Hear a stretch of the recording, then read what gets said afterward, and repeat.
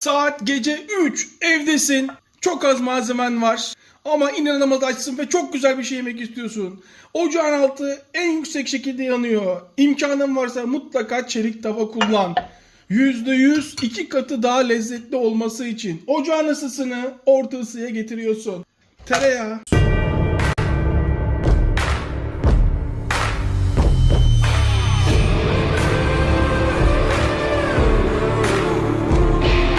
Gece gece tereyağı mı Koray, bu kadar mı diye düşünmeyin. Keyfinize bakın. En az 1 yemek kaşığı, 1,5 yemek kaşığı tereyağı. Benim tereyağım tuzsuz, o yüzden beyaz olması sizi aldatmasın. İsterseniz üstüne biraz zeytinyağı.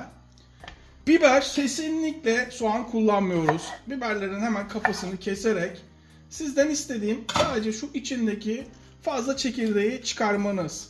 Fakat diğerleri kalsın. Daha sonra ince ince halkalar şeklinde kesmenizi istiyorum. Saat gece 3. Bir vampirin tarif defterinden bildiriyorum. Vampir kahvaltı seviyor. Gece gece kahvaltı. İnanılmaz lezzetli bir yemek yapıyoruz. Biberler daha henüz yağ erimeden üstüne.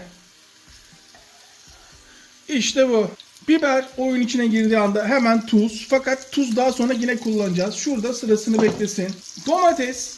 Kaç kişilik yapıyorsanız o kadar kullanacaksınız. 2 büyük domates benim için yeterli.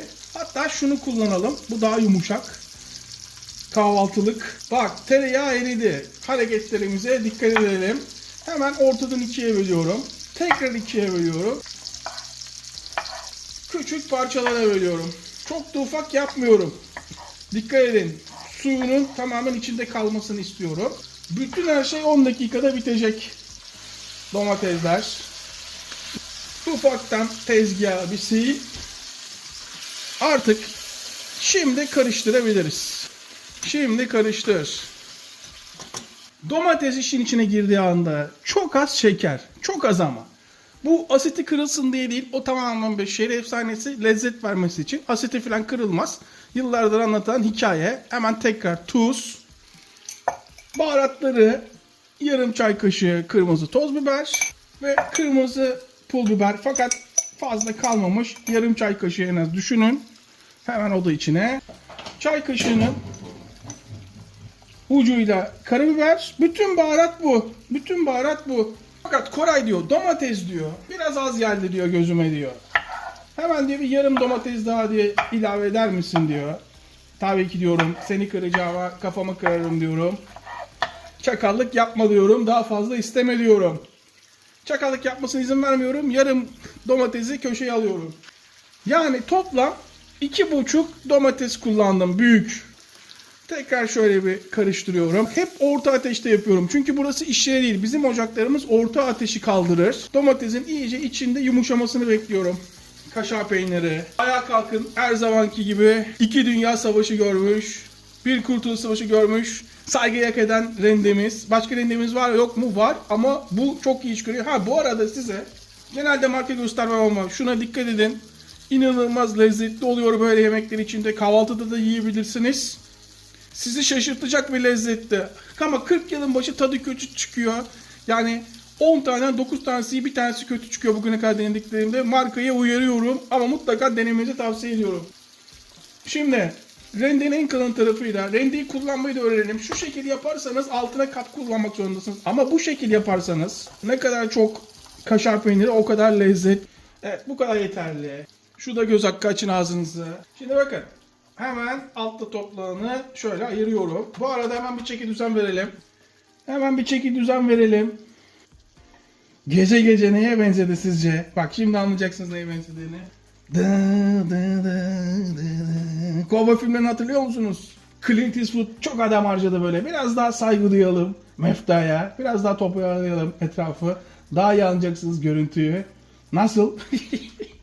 Şimdi bakıyoruz, domatesler yumuşamış. Evet, yavaş yavaş şöyle bir aparat varsa ya da çatalla. Bu da aparat da değil ha. Kullandığım spatula. Hatta şöyle tutalım, bir sakatlığa mal vermeyelim. Koray, büyük parçayı görmemişim. Ezilmemiş. Şu bu anlamıyorum. Tamamen eziyorsunuz, tamam mı? Yaptığınıza değsin. Tamamen eziyorsunuz ve kabuksuz oluyor muhakkak domates. İyice ezdiğime emin olduktan sonra, hiçbir büyük parça kalmadığını emin olduktan sonra hemen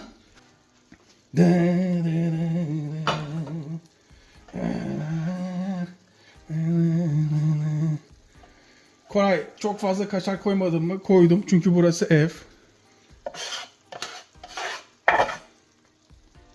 Bitti mi? Bitmedi vatandaş.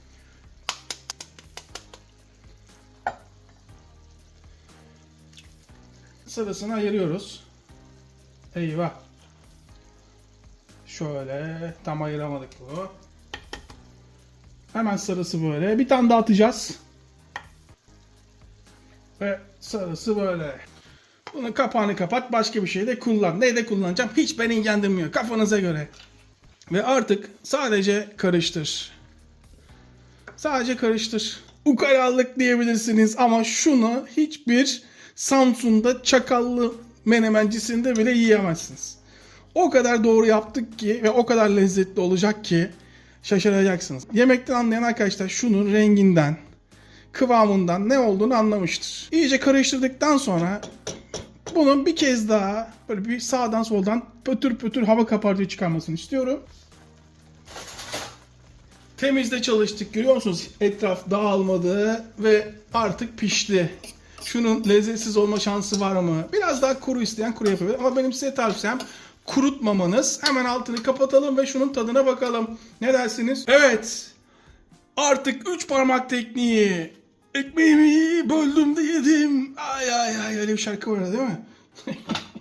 Şimdi şu 3 parmak tekniği için ben yıllarca Cüneyt Arkın'la birlikte Mellano Sirki'nde o at eğitimi alırken ben de 3 parmak tekniği aldım. Şöyle gelelim. Açın ağzınızı. Hatta biraz daha alalım ya. Öyle gariban kişi oldu.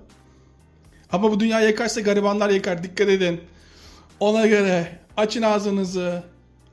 Dur anlayamadım. Vay arkadaş be. Vay arkadaş. Öf, işte bak tecrübe. İkinci parça daha dolu oldu, görüyor musunuz? Açın ağzınızı. Koray, Samsun'a gidiyorum. Samsun'da bile böylesini yemedim. Evdeki malzemelerle nasıl bu kadar doğru, güzel oldu diye kendinize soracağınız müthiş bir çakallı menemeni yaptık. Şurayı görüyor musunuz? Bak tavayı da ne kadar doğru kullandığımızı görüyor musunuz? En ufak yanma yok. Evet, açın ağzınızı. Bir de şöyle bakın bakayım tadına. Abi çok lezzetli ya. Ben tabii yumurtanın sarısını çok severim. Kaşar peynirini çok severim. Domates severim. Biber severim. Tereyağı zaten şov. Vay arkadaş ya. İzleyip abone olmayan vicdansızlar. Sizi unuttum zannetmeyin. İnat etmeyin boş boşuna ya. Eninde sonunda abone olacaksınız. Hemen şuraya bir kanal bırakıyorum. Short kanalı. Gerçekten bu kadar kaliteli içerikler başka yerde görmediniz. Şuraya bırakıyorum. İsteyen izleyebilir.